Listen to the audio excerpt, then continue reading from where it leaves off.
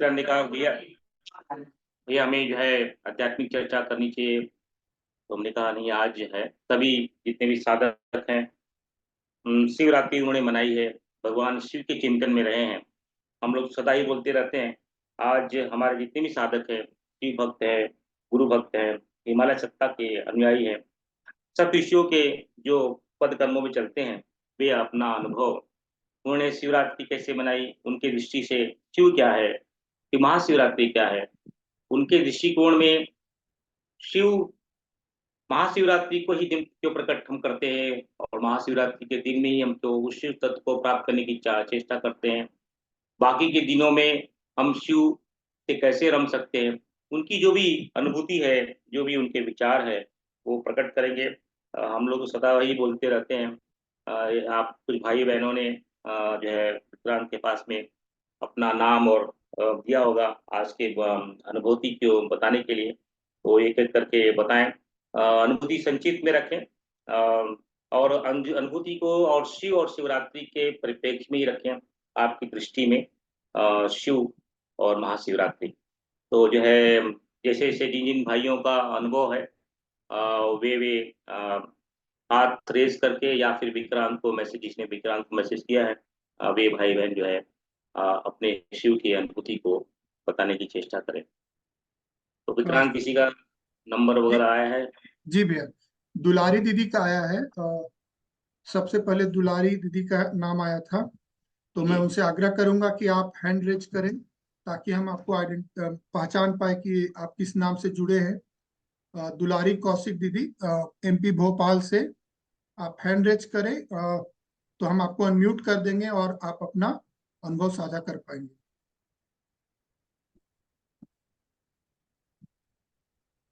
दुलारी दीदी, आपको मैंने अनम्यूट किया है, आप अपना अनुभव साझा करें।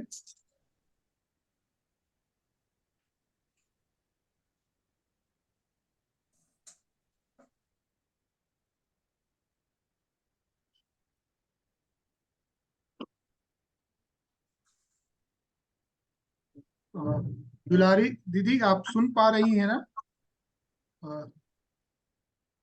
भैया मैं 10 मिनट बात करूँ थोड़ा सा? हाँ ठीक है दीदी, कोई बात नहीं। दूसरा नाम आया है शशि गुप्ता का।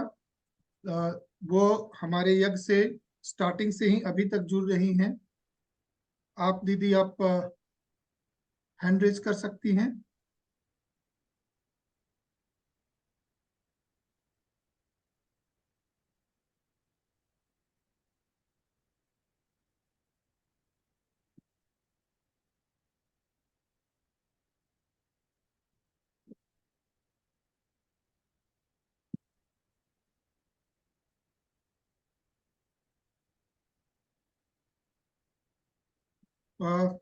तीसरा नाम था अनिल शर्मा भाई साहब का। भैया, आप अनम्यूट करके बोल सकते हैं।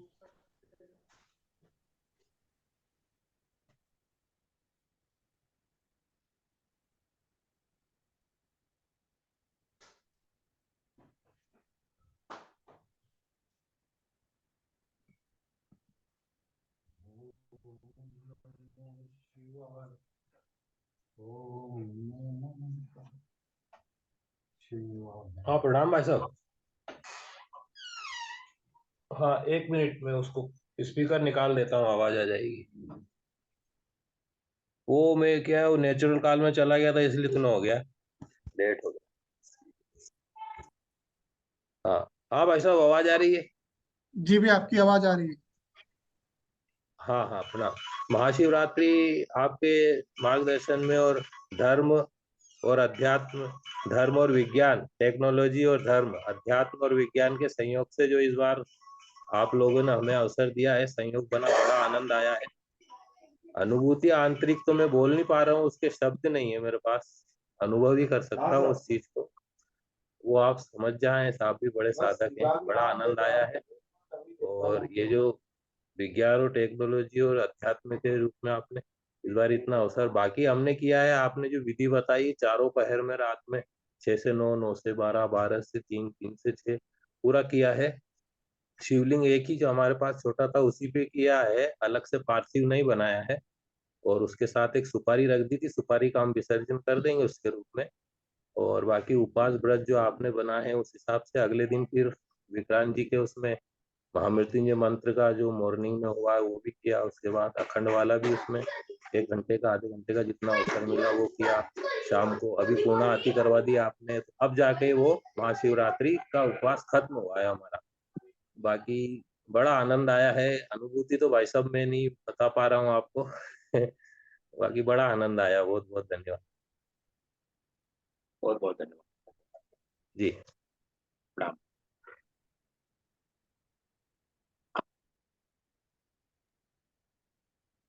तीसरा नाम आया था भुवनेश्वर नायक। भैया अगर आप जुड़े हैं तो आप हैंड रेज कीजिए।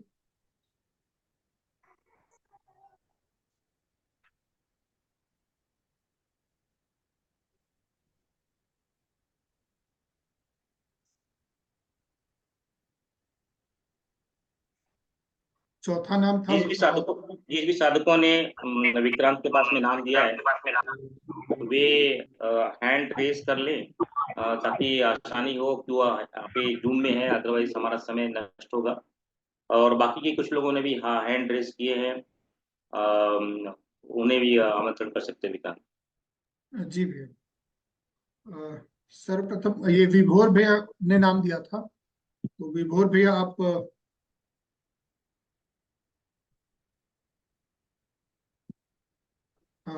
विभोर भैया भैया आप प्रणाम। अपना जी जी भैया प्रणाम। भैया अनुभव में एक्चुअली फर्स्ट टाइम ही किया था, तो आपने जैसे बताए थे 3 प्रहर के हिसाब से वैसा किया है, तो भगवान की कृपा से हो गया है। तो जो मतलब कभी जागा नहीं था भैया, कभी तक आज तक नहीं जागा लेकिन 3 प्रहर हुआ, देवावान की बात फिर पूर्ण होती, फिर देवावान फिर जो जो आज जैसे आपने बताए थे, मतलब काफी अच्छा लगा। लेकिन भैया फिर एक प्रश्न थोड़ा उत्पन्न हुआ है, तो पूछ सकता हूँ? पूछो। जी। भैया जैसे हम तत्व की बात करते हैं, तो जैसे गायत्री के 24 तत्व जो 24 अक्षर के रूप में है, और जल तत्व जो 5 तत्व है, जल अग्नि वायु आकाश पृथ्वी, और शिव तत्व, तो तत्व को जानने का प्रक्रिया क्या होता है इनका? असेंडिंग ऑर्डर या डिसेंडिंग ऑर्डर में कैसा है, कौन पहले है कौन बाद में है, और उसको कैसे जाने?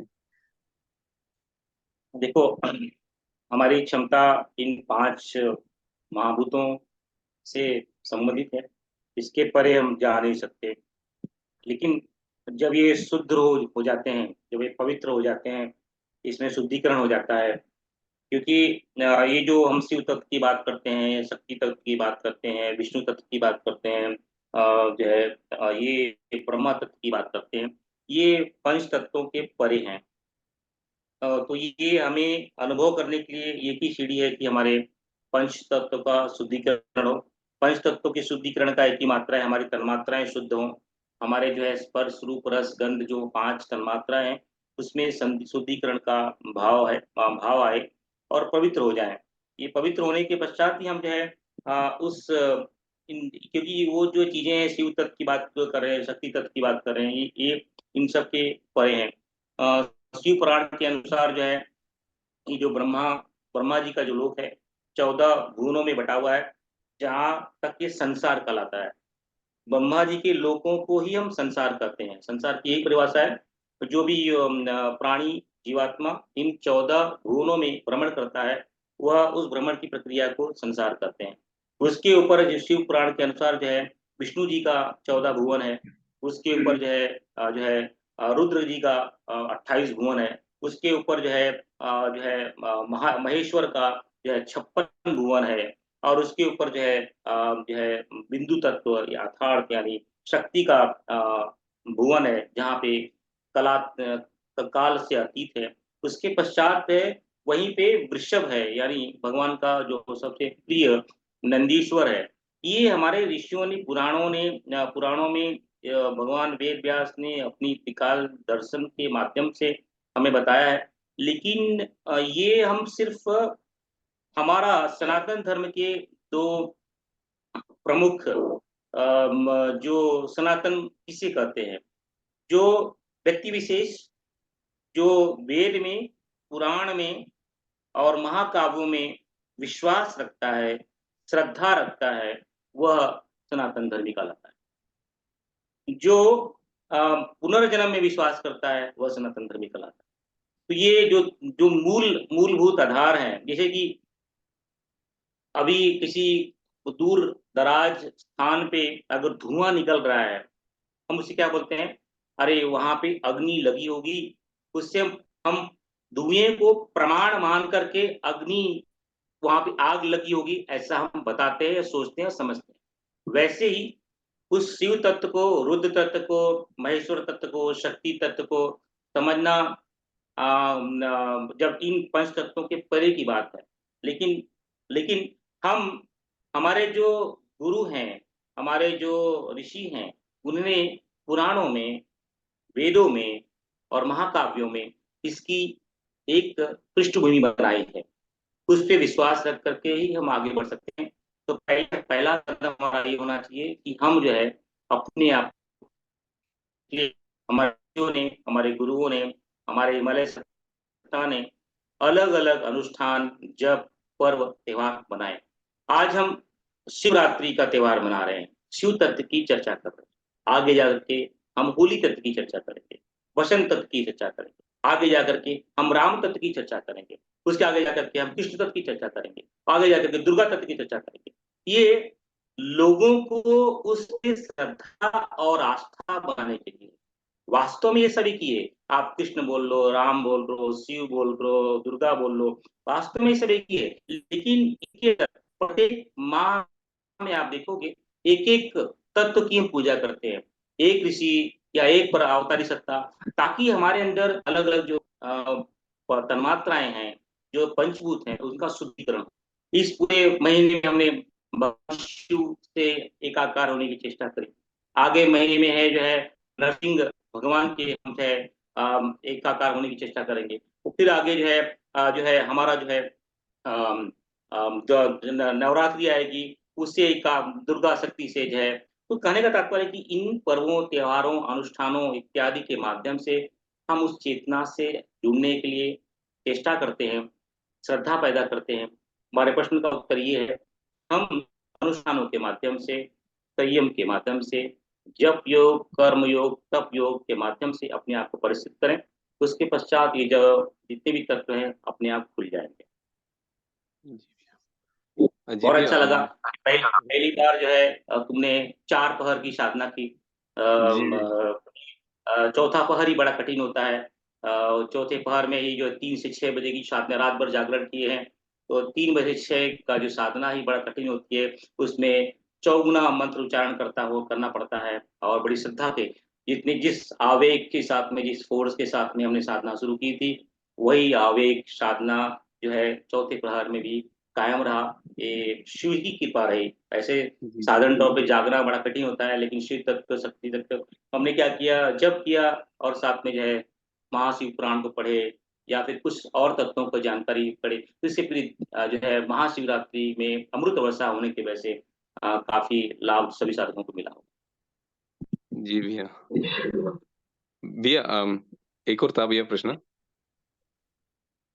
ये बोलो। भैया ज्ञान की स्थिति, वैराग्य की स्थिति और प्रेम की स्थिति, ये तीनों जो स्थिति है वो प्राप्त कैसी होती है, और गुरुदेव हमें कौन सी, क्या बनाना चाहते हैं? देखो, अब एक क्लियर कट बात करते हैं। ओके, गुरु ही शिव है, और वो सदैव व्यापक है, सर्वव्यापी है, अनंत है, अखंड है। वो गुरु कभी प्रकट नहीं होता है, इन सेंस कि वो हमेशा हमेशा ही रहता है। अब जब हमारे अंदर वो पात्रता जागती है, हमारे अंदर वो जो विकारों का, जैसे कि अब एक ओनियन है, प्याज है, प्याज के जैसे परतें छलती है, तभी उस छलने की प्रक्रिया शुरू होती है। तब जो है ऐसा लगता है कि कोई नाम के रूप से, कोई 10 रूप के रूप से कोई हमारे सामने प्रकट हो रहा है, वो हमें ज्ञान दे रहा है। ऐसा होता नहीं है। विज्ञान तो सदैव सतत बरस रहा है, लेकिन जब हम उसके लिए दृढ़ हो जाते हैं, जब उसमें उसकी पात्रता बन जाती है, तब हमें समझ में दिखाई देता है कि कोई सामने से आकर के हमको समझा रहा है, कोई बोल रहा है। पर होता ऐसा है कि वो हमारे अंदर का ज्ञान ही बाहर निकल के किसी के माध्यम से हमें उसको जो है ओपन अप कर रहा है। मतलब यही है। तो जो है आपने जो 3 नाम बताया, प्रेम की और जो है अ, कि प्रेम की प्रक्रिया क्या है और क्या बताया वैराग्य, कुछ और?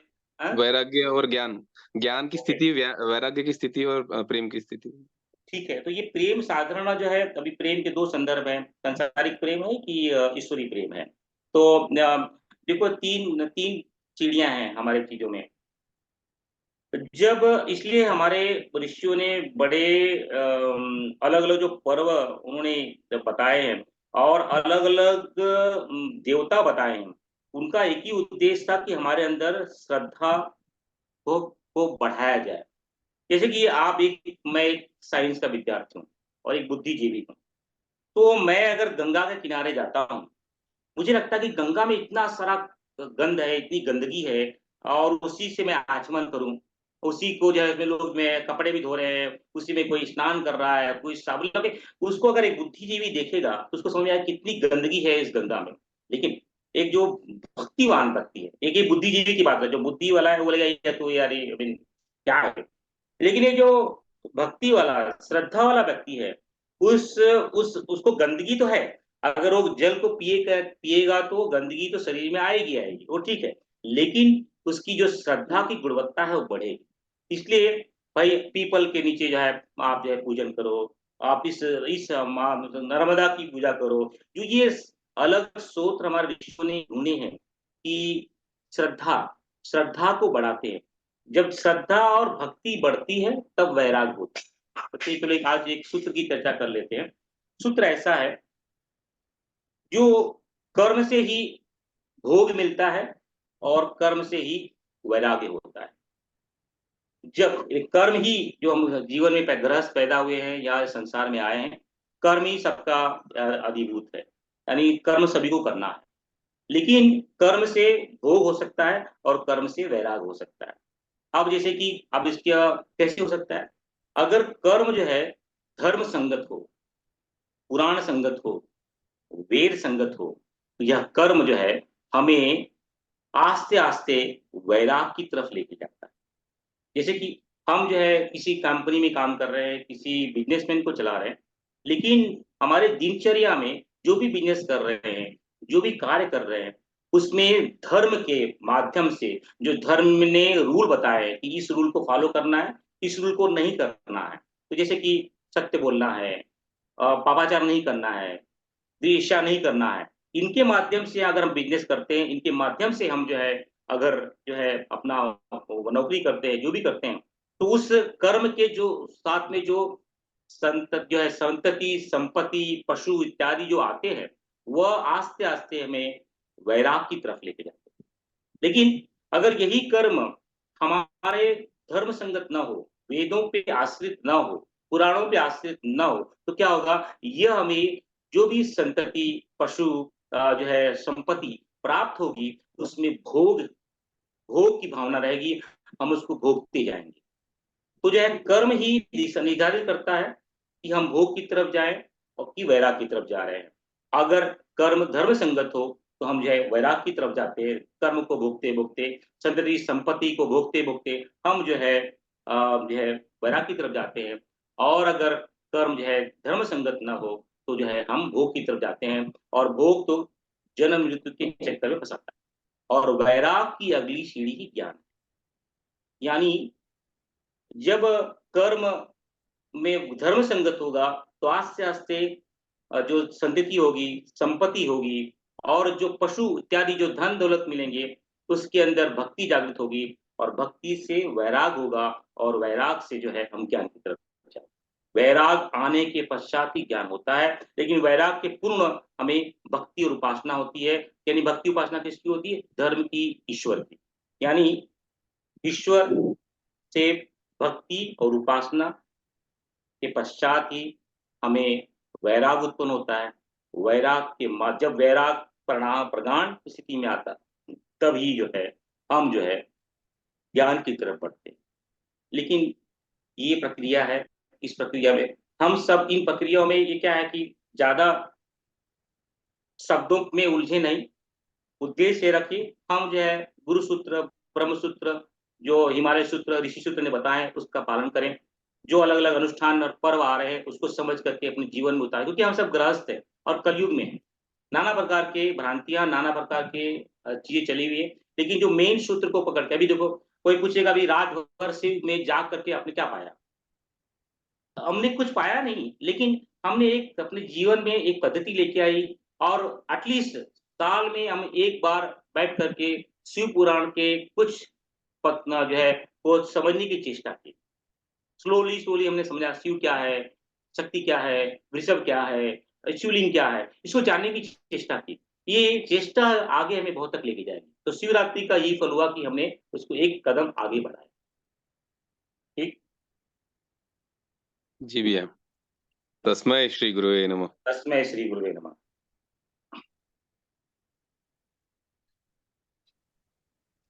कल्पना दीदी, आपको मैंने अनम्यूट किया है, आप अपना प्रश्न पूछ सकते, आप अपना एक्सपीरियंस साझा कर सकते हैं। प्रणाम भैया, जय गुरुदेव।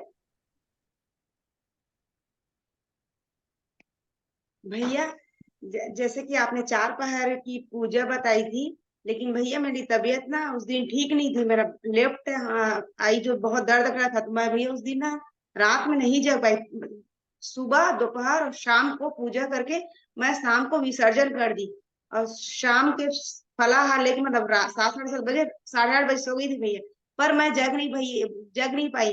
तो अभी भी ऐसा लगता है कि मुझे मैंने क्या किया कि जग नहीं पाई, क्यों मेरा तबीयत ऐसा हुआ। नहीं, कोई बात नहीं। ये देखो, ये तो हमारे शास्त्रों में पद्धति में देखो, इसी बहाने आपने क्या किया, दिन भर जो है आपने जो है शिव का चिंतन किया, शिव में रहे, तो इससे एक बहुत बड़ी बात हो गई ना कि आपने के शरीर ने नहीं, कोई बात नहीं हो गई, शास्त्र ने एक संबंध बताया, लेकिन वो उसमें नहीं कर पाए तो कोई बात, लेकिन आप उसी, भले ही आप जाग नहीं पाए, लेकिन आपका चिंतन तो सदैव रात्रि में भी शिव में ही था। तो इससे आपको बहुत बड़ा उपहार मिला होगा, तो आप उसमें चिंता ना करें। आपने जितना भी किया वो उससे आपको बहुत कुछ मिला होगा। और जो है आप तो शिव में ही थे, क्योंकि भले आप जाग रहे थे स्कूल से या सो रहे थे, तो शरीर के स्वास्थ्य के अस्वास्थ्य की वजह से, लेकिन आपको तो जो है शिव तत्व में जरूर कुछ न कुछ जो है प्रसाद के रूप में जरूर कुछ प्राप्त हुआ होगा। चिंता जी, न करें। तस्मै श्री गुरुवे नमः। तस्मै श्री गुरुवे नमः।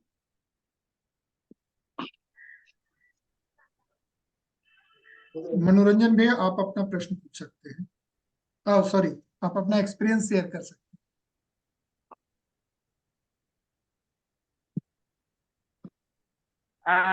मेरी आवाज आ रहा है किया। क्या? सभी भाई बहनों को मेरा सादर प्रणाम, और सभी को मैं इस पावन शिवरात्रि, महाशिवरात्रि के अवसर पर सभी को बधाई देता हूँ। और भगवान आशुतोष से हम प्रार्थना करते हैं कि वो जगत की कल्याण करें, जगत को उस पतन की अभिमुखी से ऊपर उठाए और सबको शाश्वत बनाए। जो मनुष्य जन्म की जो सार्थकता है वो पूरा हो जाए, उसी भाव से मैं ये बताना चाहूंगा कि ये शिवरात्रि जो है अत्यंत पावन अवसर होता है। अगर मनुष्य जन्म में अगर हम शिवरात्रि में जागरण ना करें, हम शिव की आराधना ना करें, तो हमारा मनुष्य जन्म एकदम वृथा हो सकता है, उसका कोई मूल्यांकन हो ही नहीं सकता। इसीलिए ये बहुत सुअवसर है, और जो जागृत आत्माएं हैं वो अवश्य शिव की पूजा करनी चाहिए उनको। तो इस भाव से हमें ये वर मिलता है, जब हम शिव की पूजा करते हैं, हम जागरण करते हैं, तो इसमें एक एस्पेक्ट आता है कि आपको शिवरात्रि में जब आप जागरण करते हैं तो आपका स्पाइनल कॉर्ड आपको एकदम सीधा रखना है, अपराइट कंडीशन में रखना है, क्योंकि ये जो महाशिवरात्रि का अवसर होता है, इसमें ब्रह्मांड में अनंत ऊर्जाएं भगवान शंकर के द्वारा प्रेरित होती हैं। अगर उस प्रसाद को आपको पाना है तो आपको अपना स्पाइनल कॉर्ड, जो कि ये डायरेक्ट आपके स्पाइन्स और चक्रस को अफेक्ट करता है, इसलिए आप अपराइट पोजीशन में अगर कोई बैठ के जागरण करता है, केवल बैठा रहता है, तो वो अनंत ऊर्जाओं की भागीदार बन सकता है। तो हमने वो एक्सपीरियंस किया है, जब हम सारी रात जागृत रहे और हमने दीपक के सामने हमने दीपक जलाया और दीपक के सामने बैठ करके हम ध्यान मुद्रा से भगवान शिव की आराधना करते रहे। तो उस ऊर्जा की अनुभूति हमने अपने मन में किया। ऊर्जाओं का एक भंडार आपके और ओतप्रोत होता है। तो उसी भाव से भगवान आदि शंकर के जो शिव पंचाक्षरी स्तोत्र है उसमें से एक स्तोत्र करके मैं अपना वाणी को विराम देना चाहूंगा। तो भगवान शंकर बोलते हैं, आदि शंकर बोलते हैं कि नागेंद्रहाराय त्रिलोचनाय भस्मांगरागाय महेश्वराय नित्याय सुधाय दिगंबराय तस्मै नकाराय नमः शिवाय तस्मै नकाराय नमः शिवाय तस्मै नकाराय नमः शिवाय। बहुत बहुत धन्यवाद भैया। राम राम। बहुत बहुत साधुवाद।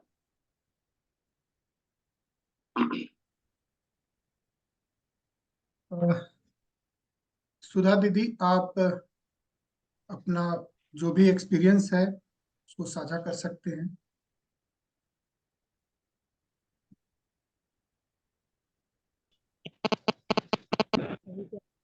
आवाज हमारी आ रही है? थोड़ी कम आवाज आ रही है। आप के अंदर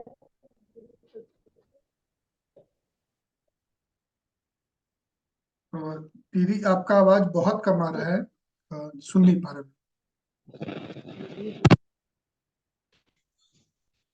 हेलो, हाँ दीदी, आवाज आ रही है?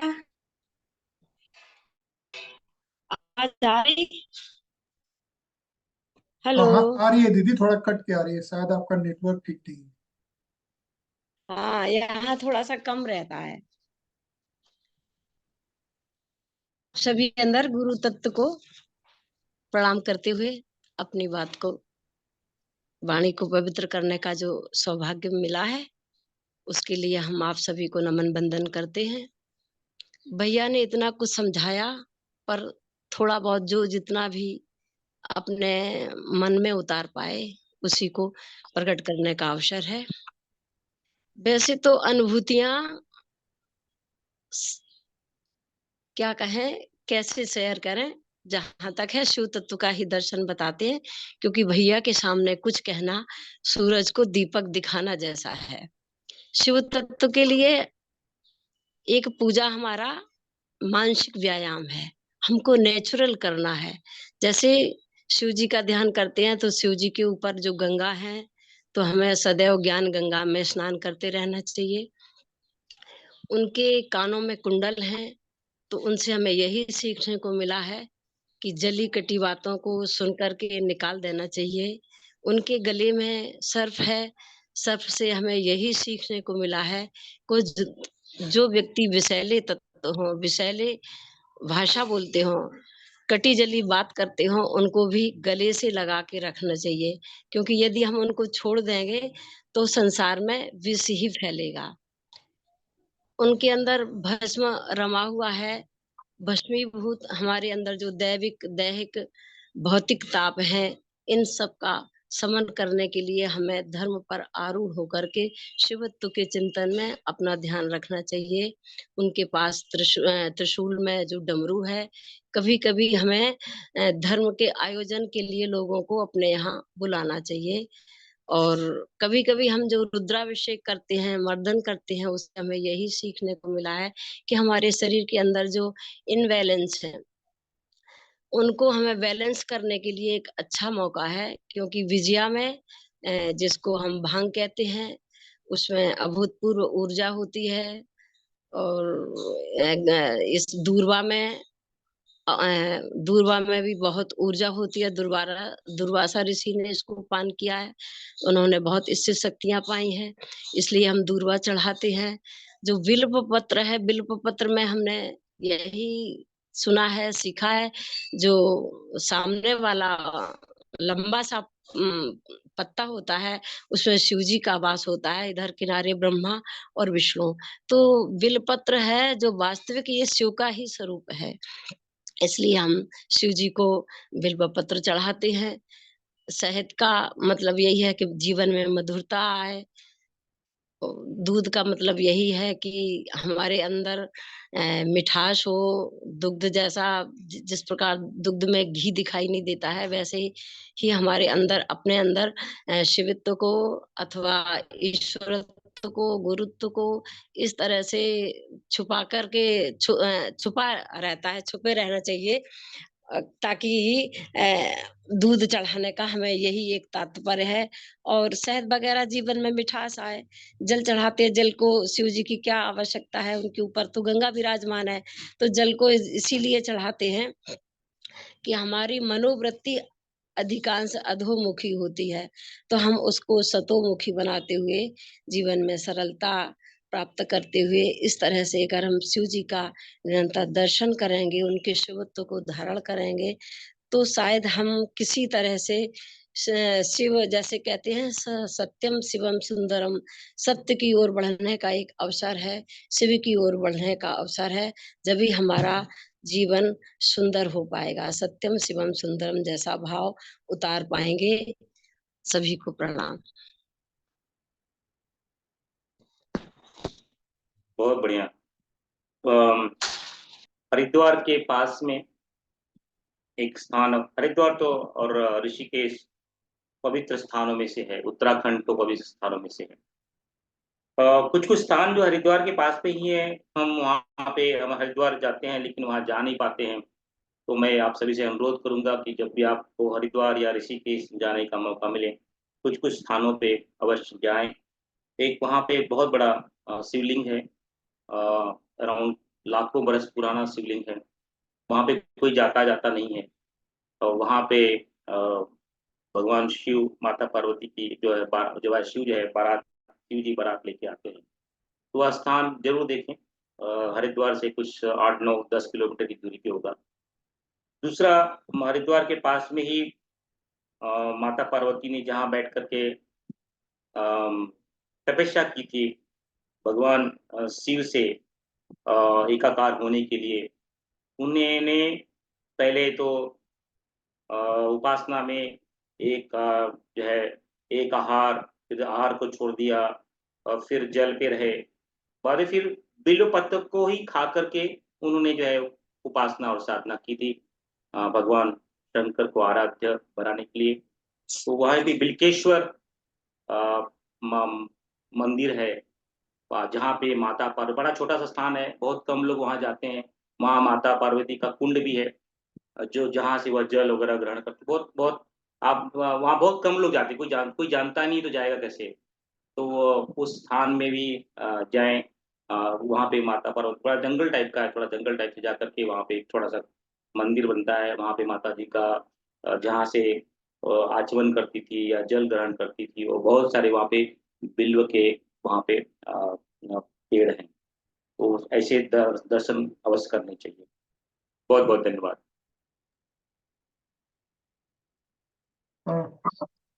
साधना दीदी ने अपना एक्सपीरियंस शेयर करने के लिए चैट में बोला था। साधना दीदी, आपको अनम्यूट किया गया है, आप अपना एक्सपीरियंस शेयर कीजिए।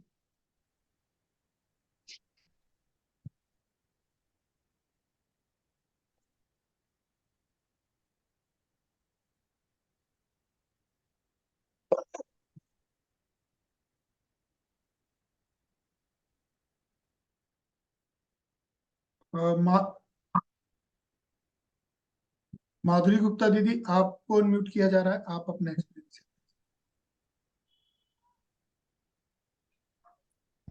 हाँ भैया ओम। दीदी, आपकी आवाज थोड़ा कम आ रही है। हाँ ओम भैया। हाँ भैया, आपसे मिल नहीं पाए, आवाज आ रही मेरी? हाँ जी दीदी। हाँ भैया, अश्वमेध यज्ञ में आप लोगों से मिल नहीं पाए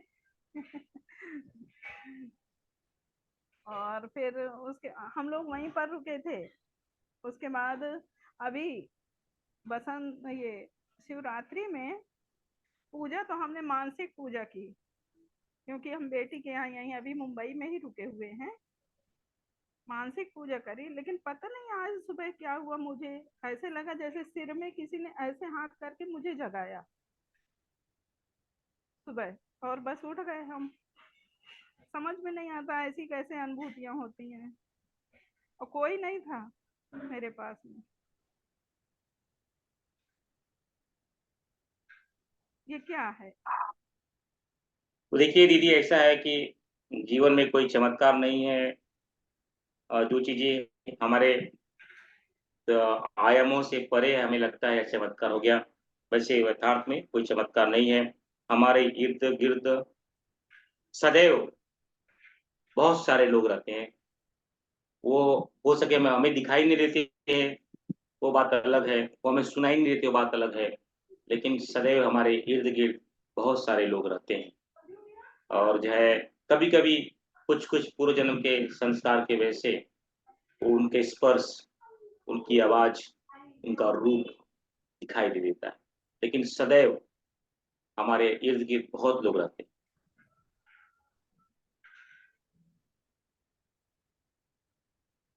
कुछ ना कुछ तो ऐसे अनुभव होते रहते हैं कि जैसे गुरुदेव हैं, आस पास ही हैं, हमारे साथ ही हैं, अंग संग हैं। हाँ, लेकिन हमारा उद्देश्य वो बढ़िया है, लेकिन उद्देश्य ये है कि हम जो है सतत अपने जो गुरुदेव के सूत्र हैं, जब ध्यान स्वाध्याय सतत करते रहें, तो जो है गुरु शक्ति और जितनी भी देवता, ये सब हमारे साथ में ही रहते हैं, वो कहीं अलग नहीं है, हमारे इर्द गिर्द ही रहते हैं, सदैव हमारी रक्षा करते रहते हैं। जैसे जैसे हमारी ध्यान साधना और जब बढ़ेगी, जो है वो और हमें मार्गदर्शन करते हैं, लेकिन ज्यादा इन बातों में ना पड़े। अधिक से अधिक अपना फोकस सिर्फ जब ध्यान स्वाध्याय संयम में रखें। हाँ भैया, गुरुदेव तो हमेशा साथ रहते हैं और रक्षा करते हैं। गुरुदेव ने तो मेरी मरी हुई बेटी जिंदा कर दी। जी जी जी, वो तो है ही है। आईसीयू से बाहर आई और उसकी बिल्कुल धड़कन रुक गई। पहले वो तेज तेज सांस ले रही थी। मैंने कहा बेटा अगर ऑक्सीजन हटाई गई, तो मैंने पूछा बेटा अगर सांस लेने में दिक्कत हो तो ऑक्सीजन लगवा दें। उसने ऐसे धीरे से रिलायन ठीक है। एकदम से पता नहीं क्या हुआ, उसकी सांसें रुक गई। मैंने छाती में कस के मारा और उसकी ऐसे करके सांस वापस आई। फिर आपकी आवाज नहीं आ रही है, लेकिन अब मैंने कुछ समझा कि भाई कुछ तो बेटी की कुछ बीमारी का है। कुछ देखिए, आई मीन जो है हम सब ग्रस्त हैं, मनुष्य है, आई मीन शरीर है और पूर्व प्रारब्ध है और आज का कर्म है। इनका सम्मिश्रण ही हमारे सामने प्रस्तुत होता है। गुरुदेव और ईश्वरीय शक्ति से हमें यह शक्ति मिलती है कि जो भी स्थिति परिस्थिति बन रही है हम उसका सामना कर पाए। तो जो है अपना हमेशा श्रद्धा और भावना और जप ध्यान स्वाध्याय संयम का पालन करते हुए सदैव गुरु और गुरु माता में अपने जो है विश्वास रखें। सभी क्रियाएं जो पहले से है निर्धारित है या कर्म के से निर्धारित है, वो तो आती रहेंगी, लेकिन आपका जो है अंदर के परिष्कार हो रहा है उसका हमेशा चेक करते रहें। जो है आप श्रद्धा, आपकी श्रद्धा और भावना को नमन है। जो है आप हमेशा गुरुदेव और माता जी के संरक्षण को महसूस करती हैं, इसी के संरक्षण में अपने आप को परिष्कृत करने की चेष्टा करें।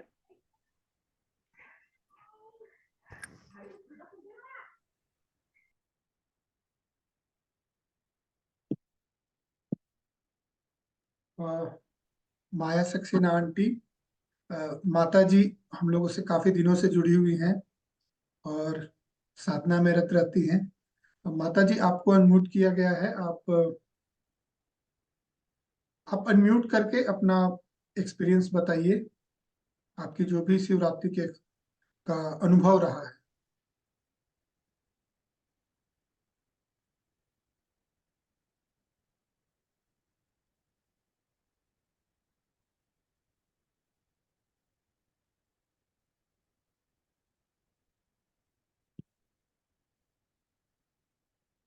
माता जी आप अपने मोबाइल से म्यूट कीजिए।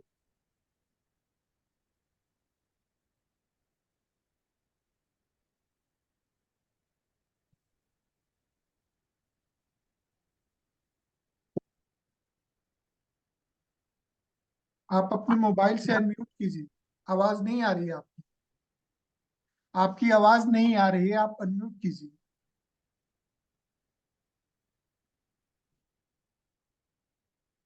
आपकी आवाज नहीं आ रही, अभी आ रही है। हेलो। हाँ हाँ माता जी आवाज आ रही है। अच्छा भैया, मेरे लिए क्या है ना, महाराज सक्षम बोल रही हूँ मैं। जी दीदी। हाँ अच्छा। हाँ भैया जी, मैं अभी शक्तिपीठ पे ऊपर मंदिर पे हूँ, लेकिन मैं यहीं से आपको बता रही हूँ। ऐसा है कि जैसे 12 राशियां हैं और 12 राशियों के हिसाब से ही 12 शिवलिंग है, तो हर राशि के नाम से अलग अलग शिवलिंग है। जैसे मैं अपने को उदाहरण देती हूँ कि मेरा नाम माया है बोलता हुआ, लेकिन जन्म का नाम जो है वो वृक्ष है, वृक्ष राशि है। तो वृक्ष राशि से उन्होंने बताया है कि भगवान शिव का ओम नमः शिवाय का जप करें। तो ऐसी हर किसी राशि पे अलग अलग बताया है कौन सा जप करना है। तो ये मैंने आजमाया है, मुझे अनुभूति भी हुई है, और बहुत सालों से मैं ओम नमः शिवाय का जप करती चली आ रही हूँ। उससे क्या होता है कि हमारा ज्ञान, भक्ति और हमारी साधना सफल हो जाती है। और जब हम सोते हैं रात को या दिन में भी लेट जाते हैं, तो भगवान शंकर का ही मूर्ति और सारे ये प्रवचन हमें दिखाई देते हैं कि हमें भगवान शंकर का जप कर रहे हैं, हम उनके पास बैठे हुए हैं। और इसके अतिरिक्त गुरुदेव भी साथ में होते हैं, गुरुदेव का भी हम गायत्री मंत्र का जप कर रहे हैं। और जब रात्रि को सोते हैं तो ये बताया भी गया है कि गायत्री मंत्र करते करते, जप करते करते तब सोइएगा। तो वास्तव में ये चीज सच है, सच मानी है कि हम जब भी जिस किसी मंत्र को जपते जपते सो जाते हैं, वही हमारे सपनों में आ जाता है। और मैं जो हूँ आप सभी को सादर प्रणाम करती हूँ, जय गुरुदेव कहती हूँ, और इतनी सी बात कह करके मैं अपनी वाणी को प्रणाम करती हूँ, बंद करती हूँ। और आप सभी को जय गुरुदेव, सभी को सादर प्रणाम।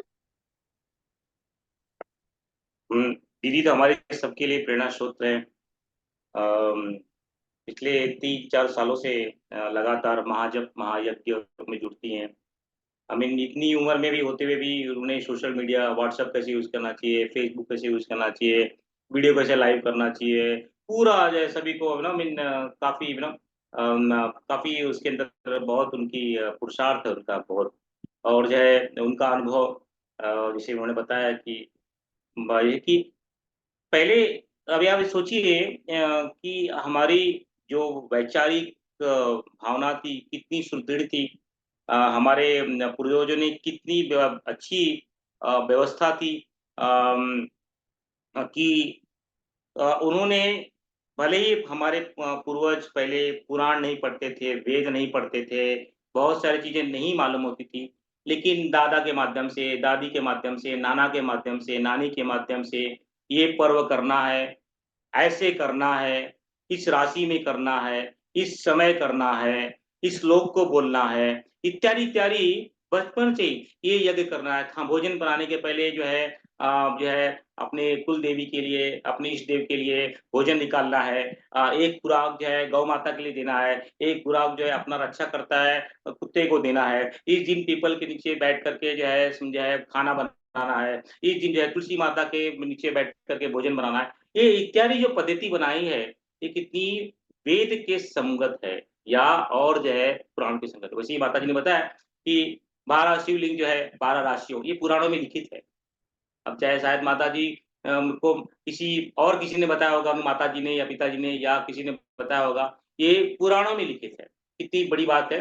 आपको बहुत बहुत साधुवाद और प्रणाम माता जी।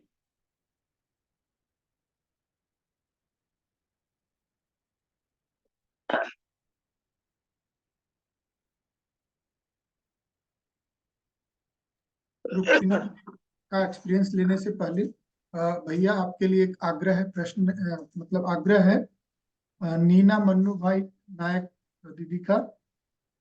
वो शिवलिंग का वो स्थान जानना चाहती हैं जो हरिद्वार में जहाँ लाखों साल पहले से है। अच्छा अच्छा, वो मुझे स्थल का गूगल मैप नाम। ढूंढ, हाँ गूगल मैप से मैं ढूंढ के भेज दूंगा ग्रुप में, या तुमको भेज दूंगा। जी भैया। जी। रुक्मिन दीदी आप अपना प्रश्न मतलब अपना एक्सपीरियंस शेयर कर सकते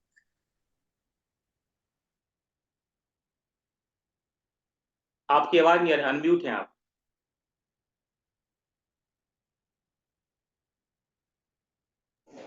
हाँ। या जय गुरुदेव, प्रणाम जी।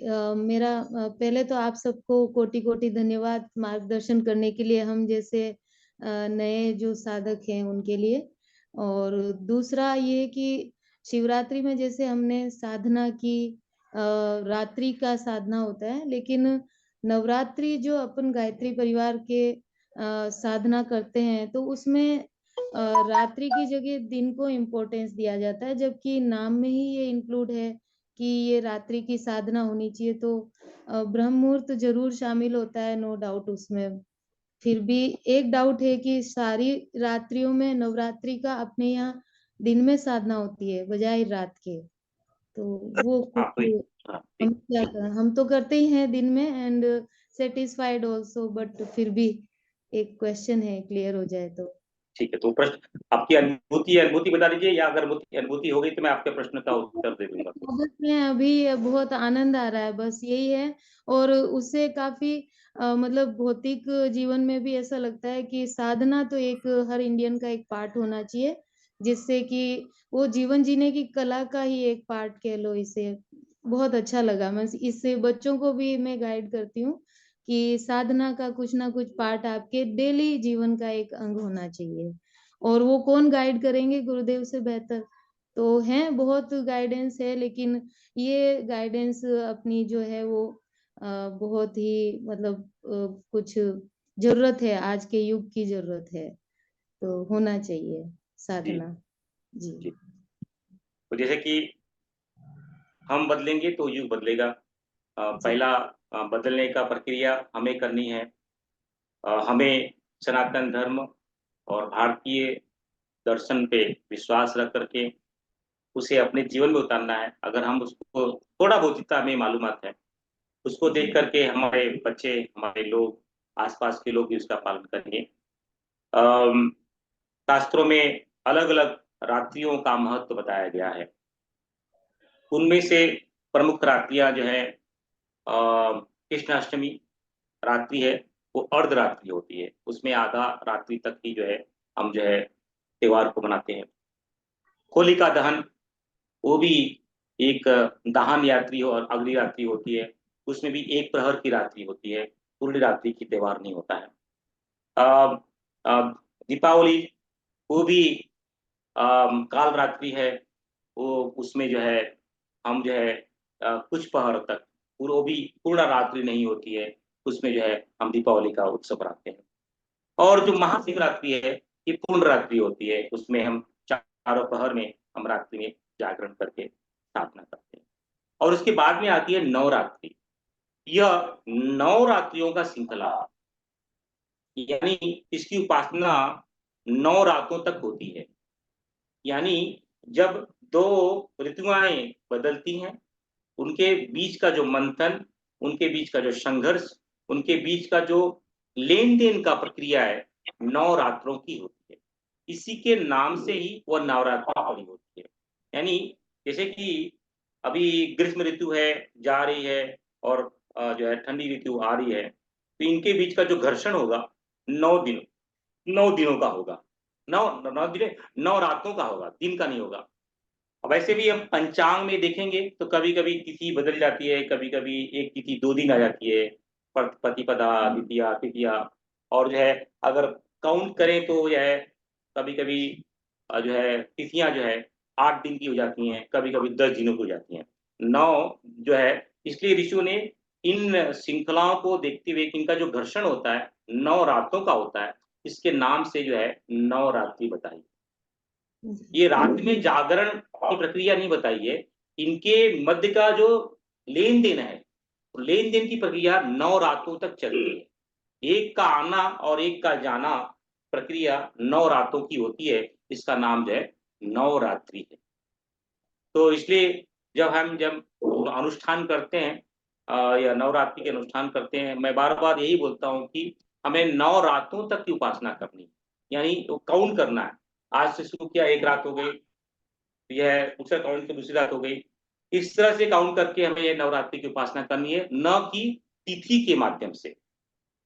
तिथि के अनुसार जो है हम जो है अनुष्ठान नहीं करते। बहुत सारे लोग जो है अरे आज 8 दिन ही हुए हैं, 8 ही रात हुई है, फिर भी 10वीं आ गई, 9वीं आ गई, पूर्णाहुति कर देते हैं। पूर्णाहुति कर सकते हैं, गुरुदेव ने लिखा है कि अगर ऐसा कोई पर्व त्योहार आ जाए और जब भी सभी सामूहिक लोग जुड़ते हैं तो पूर्णाहुति कर लो, लेकिन आपका अनुष्ठान जो है 9 रातों का हो। जी तो ये संदर्भ है। महाशिवरात्रि, कृष्ण जन्माष्टमी, होलिका दहन और जो है दीपावली महापर्व, ये 4 पहर रात्रि में की जाती है। रात्रि में जागरण करके 1 पहर, 2 पहर, कहीं ये 3 पहर, कहीं-कहीं 4 पहर। महाशिवरात्रि 4 पहर की रात्रि की साधना है। और बाकी जो नवरात्रि है, ये 9 रातों की साधना है, यानी ये 9 दिन, ये जो दिन और रात बन रहे हैं, साधना है। और मूलतः 9 दिनों में ऐसी कि समझ लीजिए हम रात में जागेंगे, अगले दिन का कारोबार पूरा छिन्न-भिन्न हो जाएगा। तो ये ब्रह्मपुत्र से लेकर के हम जो है संध्या वंदना तक जो है साधना करते हैं। चिंतन, हमारा भाव, अनुष्ठान, संयम रहता है और रात में भी वो साधना, हम भले ही सोए रहें फिर भी साधना चलती रहती है।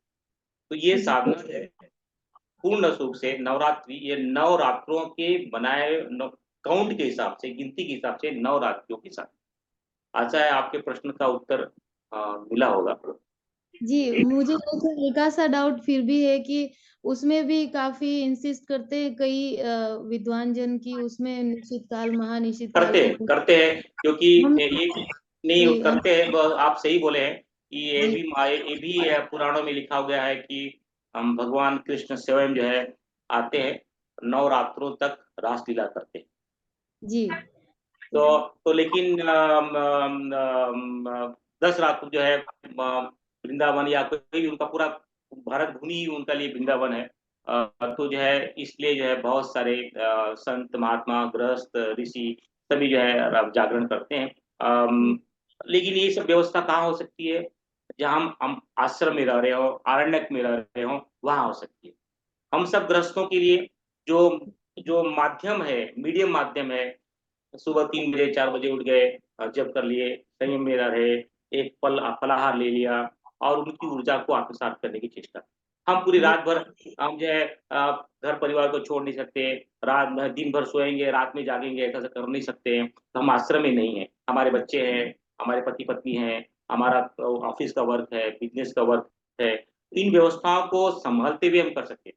हाँ, किसी आश्रम में रह रहे हैं, आश्रम की व्यवस्था के अनुसार की बात अलग है, लेकिन अब अधिक फायदा लेने हैं, गृहस्थ में रहते हुए अधिक फायदा लेने के लिए इस तरह ईश्वर ने एक माध्यम बनाया है, वो उसको पालन करना चाहिए। दुविधा में नहीं डालना चाहिए कि अगर हम इस तरफ हैं, इस तरह के कार्य करें।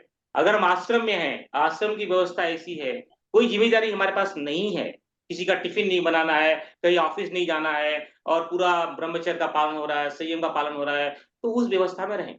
लेकिन घर में यह संभव नहीं है, तो ऋषियों ने जो सूत्र बताया है कि आप सुबह 3 बजे उठो, 4 बजे उठो, स्नान करो, जो है 3 माला, 5 माला, 10 माला, 15 माला, 20 माला, जो भी आपका प्रक्रिया संकल्प है वो करो, ध्यान करो, स्वाध्याय करो, गृहस्थ को संभालो और पूरे प्रक्रिया को संयम के साथ में जो है 9 दिन की साधना, नवरात्रों की साधना। जी, बिल्कुल। अब अभी इसका हो गया निराकरण पूरा। धन्यवाद, प्रणाम। जी, जी। प्रणाम। ठीक है विक्रांत। विधीना बाइशेन दीदी का प्रश्न, मतलब वो अपना एक्सपीरियंस शेयर करना चाहती हैं। जी दीदी आप अपना एक्सपीरियंस शेयर कर सकते हैं। जय गुरुदेव, आवाज आ रही है? जी दीदी आ रही है। जी, सबको प्रणाम। ये मेरा पहला महाशिवरात्रि पर्व था जो मैंने सेलिब्रेट मतलब अनुष्ठान के तौर पे मैंने उसे किया। तो ऐसा था कि मेरा सैटरडे को ऑफिस भी था, तो सॉरी फ्राइडे को मेरा ऑफिस भी था, तो मुझे ऑफिस करके ये पर्व करना था। तो मेरा स्टार्टिंग तो 8 बजे से मुझे करना पड़ा, क्योंकि मैं ऑफिस से लेट आई थी। तो ठीक है, गुरुदेव का नाम लेके जितना हो सके मन में किया। मैं पीजी में रहती हूँ, तो हम लोग 9 लड़कियां रहते हैं। तो आप समझ सकते हैं कि वो एकांत तो नहीं मिला मुझे, बट वही है, जितना मन से मैंने करने की कोशिश की। जैसे भैया ने बताया था कि आपको पहले पहले प्रहर में शुरुआत करनी है और फिर बाद में प्रहर खत्म होते हुए पूर्णाहुति करनी है। लगा तो नहीं था होगा पर शुरुआत की, और अच्छी रही शुरुआत। बस ऐसा था कि जब भी मैं जप कर रही थी, मुझे थोड़ा आवेग आ रहा था, पता नहीं क्यों, मतलब बहुत आवेग में हो रहे थे मेरे जप। बस सतत एकदम एक अलग ही तरह का आवेग था। चिड़चिड़ाहट भी नहीं बोलूंगी, पर बस एक अनुभव था वो। और फिर दूसरा प्रहर जब शुरू हुआ, तो वो वहां पे भी शुरुआत की और पूर्णाहुति की। अ, तीसरे प्रहर में थोड़ा वो आवेग का जो भावना थी वो कम हुई, शिथिलता शिथिलता आई बहुत, और बहुत अच्छे से हुआ तीसरा तीसरा प्रहर। लेकिन मैं 3 बजे सो गई, पता नहीं, बहुत ज्यादा थकी हुई थी, एग्जॉस्टेड थी। तो सो गई, तो सीधे 4 बजे उठी, तो मेरा खंडित हो गया। लेकिन ठीक है, फिर से गुरुदेव का नाम लेके मैंने शुरुआत की। जितना करवाएंगे गुरुदेव, मैंने सोचा मन में उतना करेंगे। और करते करते फिर चौथा प्रहर खत्म किया, और अखंड जप में भी अपने तरफ से जितना कर सकी मैंने किया। तो बट जैसा मैंने देखा कि मैंने शुरुआत में जैसे कहा कि बहुत तकलीफ आवेग था, ऐसा ऐसा लग रहा था कि वैसे कहना तो नहीं चाहिए, लेकिन मन में विचार आ रहे थे, क्यों कर लिया मैंने, ये क्या संकल्प ले लिया, बहुत तकलीफ हो रही है हे भगवान। फिर बाद में जैसे प्रहर खत्म, चारों प्रहर खत्म हुए, उसके बाद वो चीज महसूस हुई कि वो जो तकलीफ थी वो वर्थ इट थी। बहुत अच्छा लग रहा था अपने आप में ही। मतलब सही में लगा कि महाशिवरात्रि कुछ अलग होती है। और इसके लिए बहुत बहुत धन्यवाद आप सभी को। आप सभी के कारण वो चीज दिमाग में आई, और वो चीज मेरे द्वारा हो गई, भगवान ने करवा ली। इसके लिए बहुत बहुत धन्यवाद। बहुत बहुत प्रणाम। आप हम सभी के लिए प्रेरणादायक हैं। आपने बताया कि आप पीजी में रहती हैं, जी अलग जी घर से बाहर रहती हैं, और 9 बहनों के साथ में रहती हैं, तो कितना कठिन होगा। ऑफिस से आए आए हैं, ऑफिस से गए थे, दिन भर की दिनचर्या की। तो ये एक बहुत प्रेरणा की बात है कि आपके अंदर वो संकल्प जागा, और फिर भी आपने बहुत जीवन की, आपने 8 बजे शुरू किया। इसमें समय का महत्व नहीं है इसमें, लेकिन आपकी श्रद्धा बहुत पावरफुल थी। और आपने खुद महसूस किया कि जैसे कि दिन भर हम जो रहते हैं, जो है परमाणु, अणु, इलेक्ट्रॉन्स, प्रोटॉन को सेटल होने में टाइम लगा, और पूरे पूरे पदार्थ को सेटल होने में टाइम लगा। आपकी दोपहर में आपने बोला कि भाई 2 प्रहरों में आपको जो है उस आवेग का महसूस किया, खुद महसूस किया कि अपने चेतना को, अपने आवेग को जो है, जो व्यक्ति विशेष जान लेता है, वह समझ लीजिए कि उसने जो है आध्यात्मिक में अपना एडमिशन ले लिया है। उसने अपनी एंट्री जो है अध्यात्म के क्षेत्र में, जैसे कि कोई बच्चा जो है पीएचडी करना चाहता है, तो पीएचडी करने का पहले बड़ा क्या है कि आप पीएचडी कैसे करोगे, पीएचडी कब करोगे, जब आप जो है एलकेजी में या यूकेजी में या नर्सरी में आप एडमिशन लोगे, तब पीएचडी कर सकते हो। तो कहने का मतलब ये है कि आपने अध्यात्म के क्षेत्र में अपना कदम रख दिया।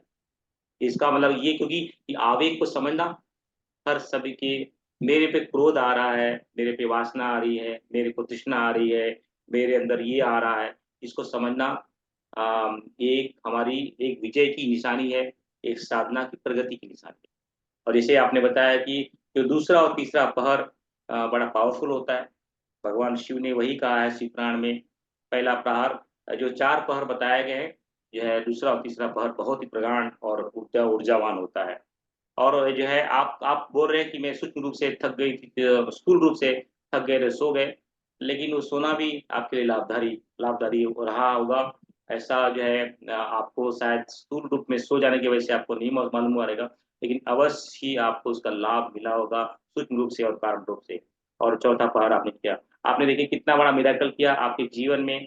आपने जो है इस जीवन में एक मिराकल खड़ा किया और दूसरों के लिए भी आप मार्गदर्शन बने। कहने का तात्पर्य है कि इतने आप घर से बाहर पीजी में रहते हुए, काम करते हुए, यंग जो जनरेशन कैसे इस सनातन और शिव के तत्व को ग्रहण कर सकता है, महसूस करता है। अब आप किसी को शिवरात्रि के बारे में बताएँगे, तो आपके अंदर वो विश्वास रहेगा।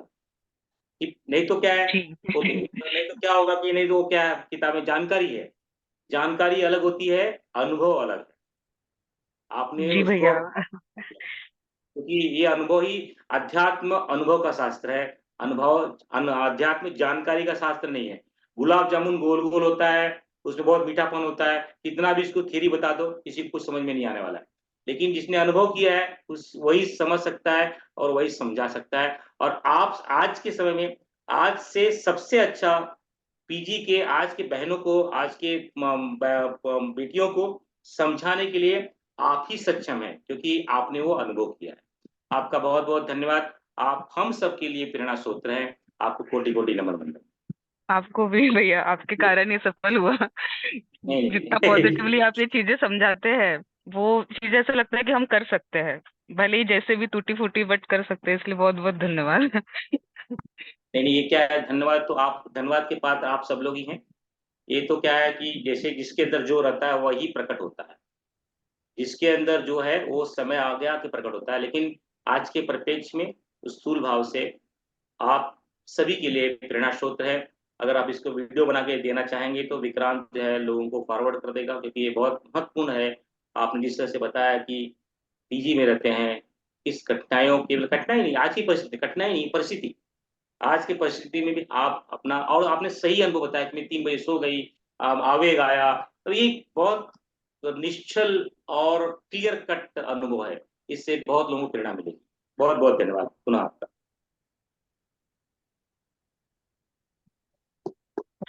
शांति दीदी, आप अपना अनुभव शेयर कर सकती हैं। जी भैया, सादर प्रणाम भैया। अनुभव भैया बहुत अच्छा रहा। इतना अच्छा लगा कि कहना नहीं, लेकिन थोड़ा सा मेरे साथ समस्या था। थोड़ा मैं असमंजस में थी, क्या करूं कैसे करूं। ये समस्या समाधान के तहत मेरा वो चीज है। भैया जी से मैं पूछना चाहती हूँ। भैया जी, मैं मुंबई से आई, मुंबई से आने के बाद जो है दूसरे दिन ये 26 तारीख को जो है मेरे यहाँ वो चीज जो है, हमारे दादाजी थे एक्सपायर कर गए। तो फिर मैं अब जो है उस स्थिति में, चूंकि मेरा 40 दिन का अनुष्ठान चल रहा है, तो फिर मैं क्या करूं कैसे करूं। फिर हरिद्वार फोन लगाई भैया जी से, तो बोले दीदी आप जैसे जहाँ रह रहे हैं, अगर वहां कोई घटना इस टाइप से नहीं हुआ है, मतलब बाहर दूर में हुआ है, तो आप अपना अनुष्ठान को जो है जारी रखिए कहे। तो फिर वही अभी तक मेरा वही चल रहा है। उसके बाद उनका 6 दिन 7 दिन हुआ तो एक चाचा जी फिर गुजर गए।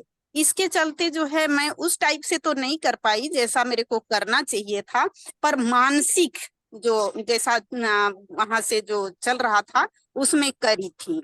तो मैं भैया जी से पूछना चाहती हूँ, भैया जी मेरे को पूजा उस टाइप से करना चाहिए था कि नहीं करना चाहिए था? थोड़ा समस्या समाधान करें। अभी भी मैं उसी स्थिति में हूँ और अभी मैं मानसिक ही चल रही हूँ। गुरुदेव के जी की आवाज में जो है जो भी जाप चल रहा है उसको कर रही हूँ, माला पकड़ के नहीं कर रही। जी भैया जी। नहीं, नहीं, नहीं, नहीं, नहीं, बहुत सही है। जैसे कि जो हमारे यहाँ पे सूतक बताया गया है, जी सूतक में 2 भाग होते हैं। एक जो है स्थूल भाग होता है और एक सूक्ष्म भाग होता है। स्थूल भाग में जैसे कि हमारे आसपास में कोई रहता है, उसके शरीर छोड़ने के पश्चात में यह स्थूल सूतक लग जाता है, जो जी करीबी, भले ही हमारे परिवार का हो या ना हो, लेकिन जी हमारा उनके पास में आना जाना है, उनसे बोलचाल है, उनके साथ में मित्रता है, घनिष्ठता है, तो जी जो है एक जो है स्थूल सूतक लग जाता है। जी दूसरा सूतक होता है सूक्ष्म सूतक। भले ही वो हमारे पास में ना हो, दूर रहते हों, लेकिन उनके साथ में हमारा मानसिक लेन-देन है। जी मानसिक लेन-देन कुछ भी हो सकता है, प्रेम का हो सकता है, घृणा का हो सकता है, द्वेष का हो सकता है। ये जो है मूलतः जो है अपने परिवार में सभी जो लोग रहते हैं उनसे हमारा मानसिक लगाव रहता है। जैसे कि मूलतः अगर लगाव ना हो जो है तो जो है जब ये मानसिक लगाव हो तो जो है ये हमें सूक्ष्म सूतक लग जाता है।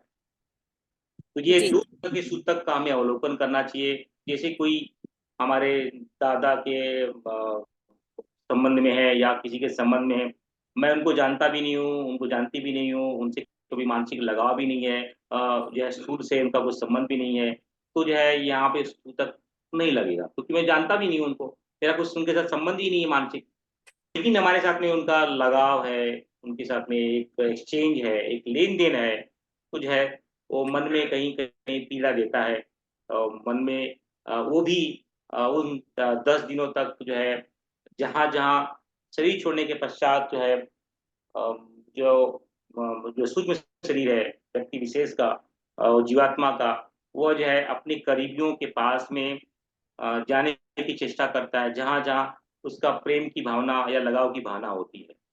तो जो है इस समय में क्या करना चाहिए कि भई उनके सद्गति के लिए हम जो है जो भी उपासना साधना कर रहे हैं, उनके सद्गति के लिए करें और उनके उनके शांति के लिए करें। तो जी ताकि क्या होगा आपका जो है अगर मानसिक लगाव हो, तो 10 दिन की जो प्रक्रिया है उनके मन से उनसे उनको शांति मिले, उनको सुख मिले, उनको जो है उनके लिए उपासना करें और आपकी साधना जो है 10 दिनों के लिए बढ़ जाएगी।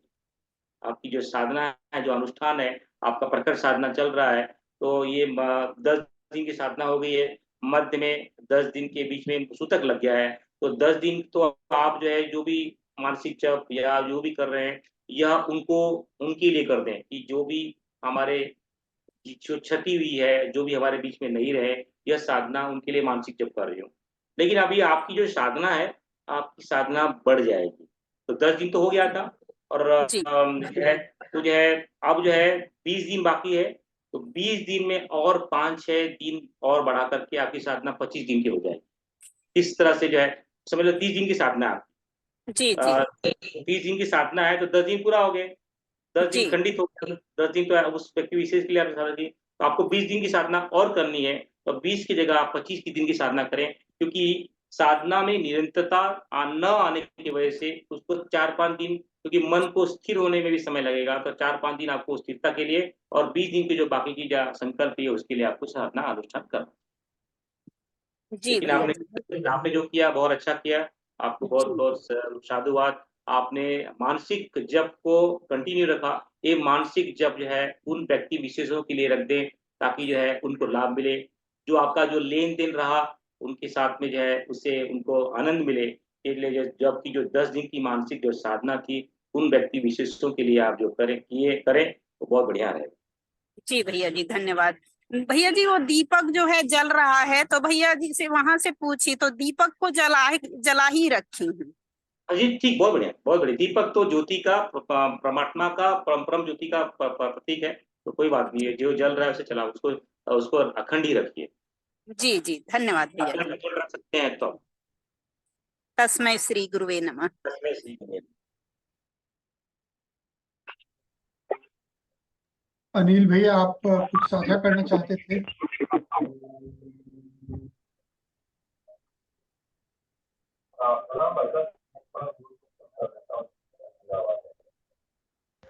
हाँ, प्रणाम भाई साहब। जी भैया प्रणाम जी। भाई साहब। जी, जी, प्रणाम। हाँ मैं अनुभूति में थोड़ा एक बात और शेयर कर रहा था कि प्रखर साधना तो मैं भी कर रहा हूँ। अश्वमेध से आने के बाद 1 महीने की 30 मार्च तक वो अपने पूरे जप हो जाएंगे उसमें। उसमें शिवरात्रि का भी किया है। तो ये शिवरात्रि के आगे पीछे जो उसके बाद है, उसके बाद अभी भी एक एनर्जी का अनुभव हो रहा है। एनर्जी का मतलब थकान नहीं आ रही है और ना ही नींद आ रही है। मतलब नींद कम आ रही है लेकिन उससे थकान नहीं आ रही। स्फूर्ति भी उतनी ही है, काम सब कर रहा हूँ, भोजन भी कम ही उपवास के हिसाब से, अनुष्ठान के हिसाब से चल रहा है, ज्यादा कम नहीं, उतना बरोबर चल रहा है। लेकिन ना तो मुझे कोई थकान आ रही है, ना कुछ ऐसा कुछ हो रहा है अनुभव, और बढ़िया से सब घर के काम भी कर रहा हूँ, अपनी हेल्थ का भी सब ये वो। और शिवरात्रि के बाद और अच्छा उत्साह, उमंग और एकदम बहुत खुशी प्रसन्नता अनुभव हो रही है कि अब ये सोच रहा हूँ अब थोड़े दिन बाद नवरात्रि आ जाएगी, भाई साहब की नवरात्रि में बढ़िया से कराएंगे, उसके बाद वो आ जाएगी, ये आ जाएगी। ऐसा लग रहा है कि वो जैसे पहले राम राज्य आए, रामलला जी अयोध्या में, फिर उन्होंने अश्वमेध कराया, वहां से आके घर आ गए और बड़ी मतलब एकदम राम राज का अनुभव हो रहा है एकदम के बस राजा राम ही है और चला रहे हैं सब। प्रणाम भाई साहब। प्रणाम प्रणाम प्रणाम। नहीं नहीं, ये इसलिए ये ऋषियों का तंत्र है, ऋषियों ने ऐसे ऐसे बनाया है कि एक के बाद में एक, क्योंकि क्या है उनको मालूम है हमारे जो बच्चे हैं ना बड़े आलसी है, तो मतलब ऋषियों को पता है कि हमारे जो बच्चे हैं और आने वाले बच्चे मतलब आज की पीढ़ी के बच्चे तो बहुत ही आलसी होने वाले हैं, वो अपने व्यवस्था में नहीं रहेंगे, इसलिए हर महीने में ऐसी कुछ व्यवस्था बना देते, कभी बसंत पर्व आ गया है, होली आ गया है, शिवरात्रि आ गई है, राम भगवान का जन्म हो गया है, कृष्ण भगवान का जन्म हो गया है, अब ये करना है, तो ये पूरी व्यवस्था बना के रखे हैं। और जो उसमें आनंद लेना चाहे उसको आनंद आनंद आप आनंद ले रहे हैं, बहुत अच्छी बात है। हम सबको ही ऐसा आनंद मिलना चाहिए कि इस तरह की व्यवस्था ये हमारे ऋषियों की देन है, और उन ऋषियों को तो बार बार हमें जो है प्रणाम है, क्योंकि उन्होंने ऐसी व्यवस्था बनाई है कि हमें हमारे लिए कितना ध्यान रखते हो, क्योंकि मालूम हमारे दोष को भी समझते हुए, हमारे जो है मूर्खता को भी समझते हुए, हमारी दुर्बलता को भी समझते हुए उन्होंने ऐसी व्यवस्था बनाई है ताकि हम जो है भरपूर आनंद ले सके, और उस जीवन में अपने जीवन में राम को, शिव को, कृष्ण को और राम जो है उस देवी को आत्मसात कर सके। बहुत बहुत ये ऋषियों की देन है। जी जी भाई साहब, बस ऐसे ही अपना अपने साथ कनेक्ट रखिए, अपने मार्गदर्शन चालू रखिए भाई साहब। हाँ नहीं, अभी अभी क्या है, अभी जैसे कि अभी थोड़ा एक आध हफ्ता और दीजिए, एक आध हफ्ते में फिर सब पूरे नए नए ग्रुप बन जाएंगे और पूरी रूपरेखा आ जाएगी। मैंने अभी तक जो है जी और भैया से बात कर लिया था, अभी जो है पत्र भेजा नहीं हूँ शांति कुंज में, अभी वो जो है मेरी तरफ से विलम्ब हो गया है, वो जो है पत्र भेज करके उनका आशीर्वाद लेकर के, आशीर्वाद जो है पत्र मिलने के बाद हम शुरुआत करेंगे जो है नवरात्रि से। लेकिन ये ग्रुप वैसा वैसे ही चलता रहेगा, सिर्फ ग्रुप के नाम बदल जाएंगे और ग्रुप की संख्या अलग अलग, नाम अलग अलग हो जाएंगे। 10-12 ग्रुप बनेंगे, हर एक ग्रुप में 1000 लोग रहेंगे, कम से कम 12,000 लोग जो है साधक जो है मिल करके फिर से एक रजीय ऊर्जा के साथ में जो है साधना करेंगे। जी जी, प्रणाम प्रणाम। जी ठीक है विक्रांत। जी भैया, वो मनोरंजन मलिक भैया जो हैं, वो उनका हाँ भाव है कि वो पंचाक्षरी मंत्र सब लोगों को सुनाए। अरे ठीक है सुनाइए।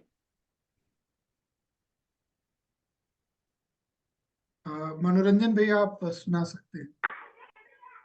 जी भैया मेरे आवाज आ रहा है? जी भैया आ रहे हैं। जी भैया, एक्चुअली जैसे हम डिस्कस कर रहे हैं कि शिवरात्रि अनुष्ठान हमने किया और उसका अनुभव हम सबके साथ साझा कर रहे हैं, तो उसी भाव से ये जो शिवरात्रि है, मतलब मैंने तो कहा, लेकिन मुझे एक विशेष अनुभूति हुई, ये कि जो शिव पंचाक्षर मंत्र है, मेरे मन में अत्यंत श्रद्धा उत्पन्न हुआ। पहले कभी ये हुआ नहीं था, लेकिन शिव पंचाक्षरी मंत्र के ऊपर अत्यंत मतलब निष्ठा उससे पहले, शिवरात्रि के ठीक पहले दिन मेरे मन में जागृत हुआ कि इसका मैं पठन करूं। तो मैंने अनायास उसका पठन किया और 108 बार अप्रत्याशित, मतलब ऐसा नहीं कि मन में उठा कि मैं इसको करूं, लेकिन अचानक वो ऐसे ही होते होते हो गया। मैंने शिव पंचाक्षरी मंत्र का 108 बार पाठ किया, तो मुझे अत्यंत आनंद आया इसके बारे में। तो मैं आप सबके साथ भी उसको साझा करना चाहता हूँ, अगर आपका विशेष अनुमति हो तो मैं कर सकता हूँ। नहीं आपका ही है, कीजिए। जी बहुत बहुत धन्यवाद भैया। तो ये जो शिव पंचाक्षरी स्तोत्रम है, इसको भगवान शंकराचार्य ने लिखा है, और वो भगवान शिव के परम भक्त हैं। कहा जाता है कि भगवान शंकर जो है वह स्वयं शिव के अवतार है, और इसी भाव से तो मैं ये शिव पंचाक्षरी स्तोत्रम आपके सामने प्रस्तुत कर रहा हूँ। तो भगवान शंकर बोलते हैं कि नागेंद्र हाराय त्रिलोचनाय भस्मांगरागाय महेश्वराय नित्याय सुधाय दिगंबराय तस्मै नकाराय नमः शिवाय, तस्मै नकाराय नमः शिवाय, तस्मै नकाराय नमः शिवाय।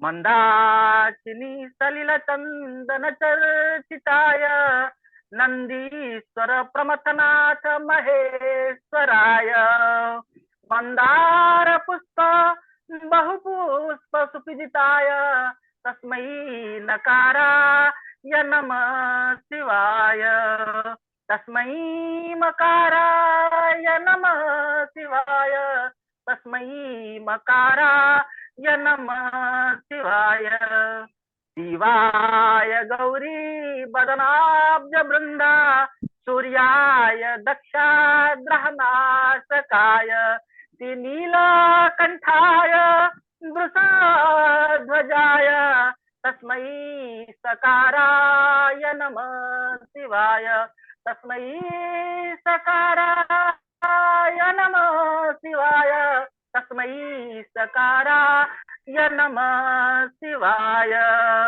वशिष्ठ कुंभो द्रवगौतमार्य मुनीन्द्र देवार्चित शेखराय चंद्रार्क वैश्वानरलोचनाय तस्मै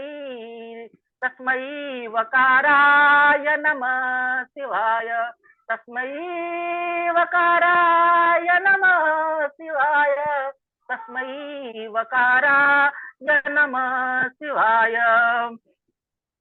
यक्ष यज्ञ स्वरूपाय जटाधराय पिनाकहस्ताय सनातनाय दिव्याय देवाय दिगंबराय तस्मै यकाराय नमः शिवाय तस्मै यकाराय नमः शिवाय तस्मै यकाराय नमः शिवाय इति शिव पंचाक्षरमिदं पुण्यं यः पठे शिव सन्निधौ शिवलोकमाप्नोति शिवेन शिव सन्नोभी। भगवान शंकराचार्य जी के चरणों में कोटि कोटि नमन वंदन। पुराणों के वेदों के जो सार के स्वरूप में ओम नमः शिवाय का महत्व क्या है, न म ट व य एक एक अक्षर की व्याख्या भगवान शंकराचार्य ने की है, जो पुराणों में कही गई है, उसी को सूत्र के माध्यम से भगवान शंकराचार्य जी ने लिपिबद्ध किया है। जैसे सभी जानते हैं शंकरम शंकराचार्य, ये शंकर ही शंकराचार्य जी।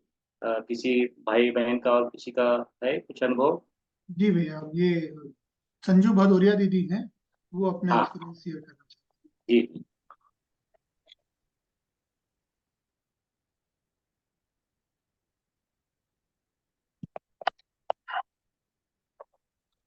प्रणाम सभी को भैया।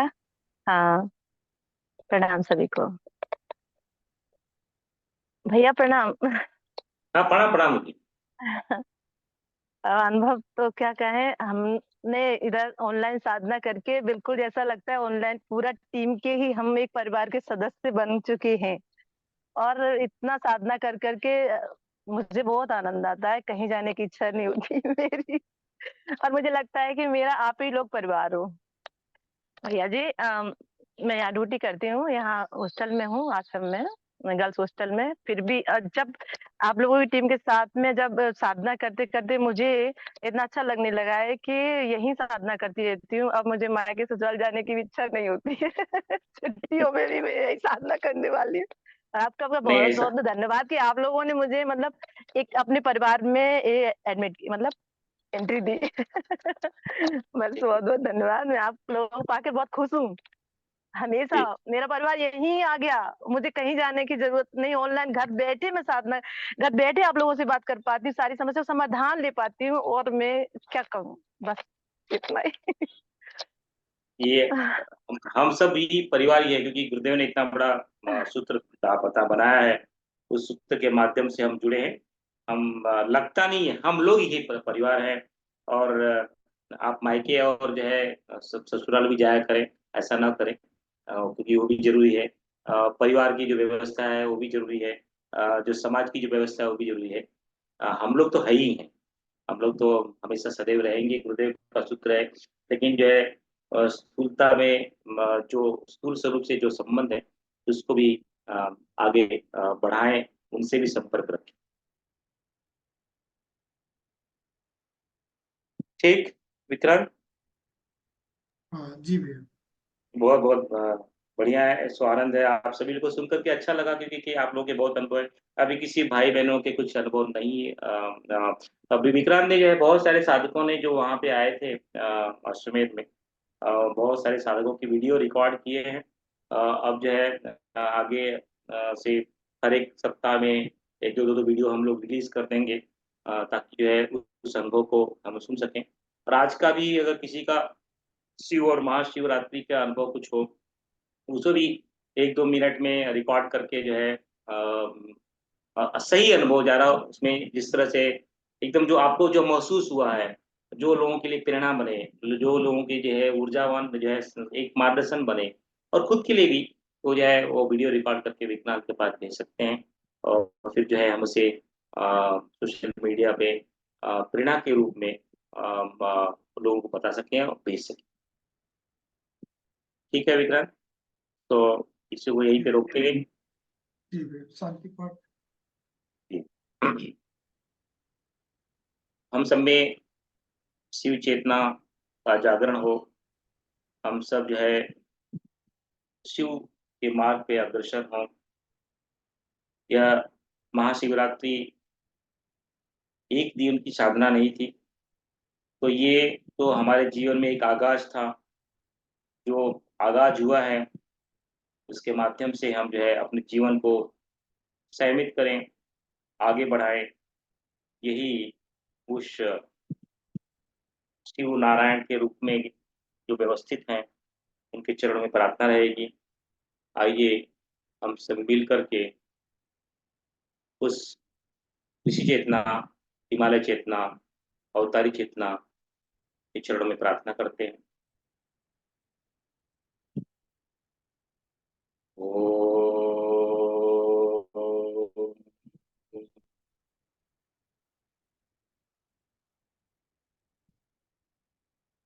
अस्तु मा सर्वमय ॐ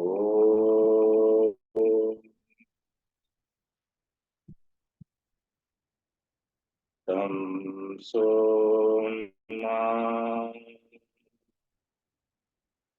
ज्योतिर्मय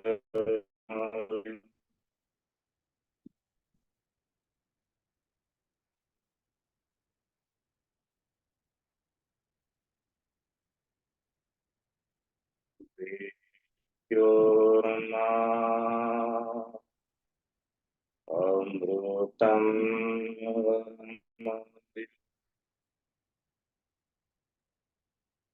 ॐ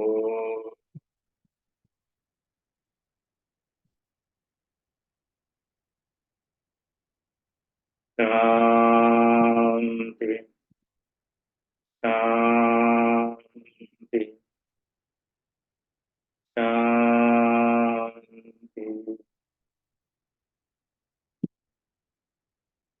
ॐ पूर्णमदः पूर्णमिदः पूर्णात् पूर्णमुदच्यते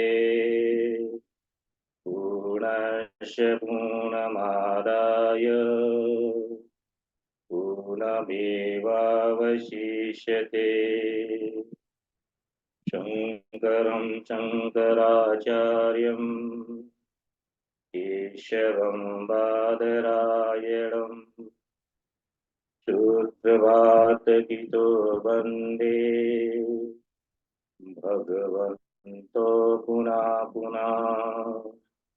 ईश्वरो गुरुरात्मेति मूर्तिभेदविभागिने व्योमवन्द्यव्याप्तदेहाय दक्षिणामूर्ते नमः। दक्षिणामूर्ते नमः। दक्षिणामूर्ते नमः। अखण्डानन्दबोधाय शेषसन्तापहारिणे सच्चिदानन्दरूपाय तस्मै श्री गुरवे नमः।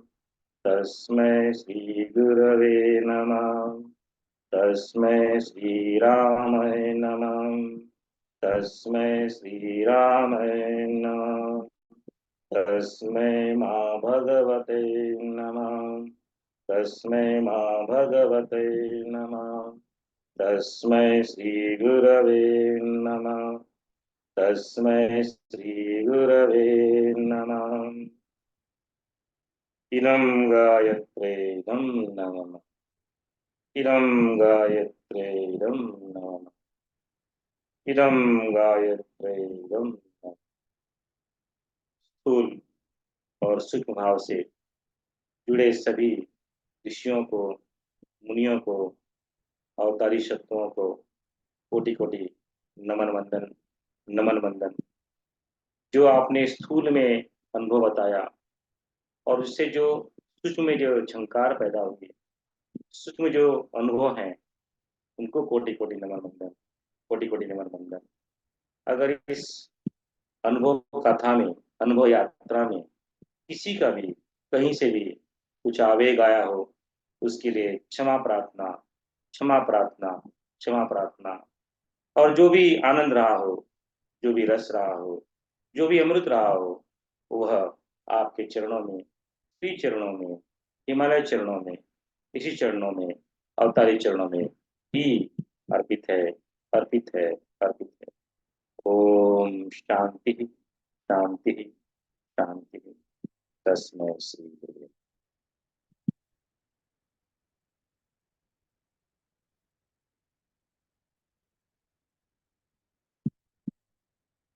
आप सभी लोग अपने आप को म्यूट करके गुरुदेव का जय घोष कर सकते हैं, गायत्री माता का जय घोष कर सकते हैं। तस्मै श्री गुरुवे नमः। श्री परम पूज्य गुरुदेव की जय, सुंदरी माता जी की जय, आदर प्रणाम भैया। हरिद्वार की जय, जय गुरुदेव। मथुरा की जय, जन्मभूमि अवल खेड़ा की गुरुदेव जय, जय गायत्री माता। श्री प्रज्ञा पिता की जय, श्री गुरुदेव। श्री हर हर महादेव, जय जय श्री राम। श्री राम, जय राम, जय जय राम, जय श्री राम, जय राम, जय राम। केश्वर महादेव, सभी भक्तजनों को नमस्कार। गुरुदेव।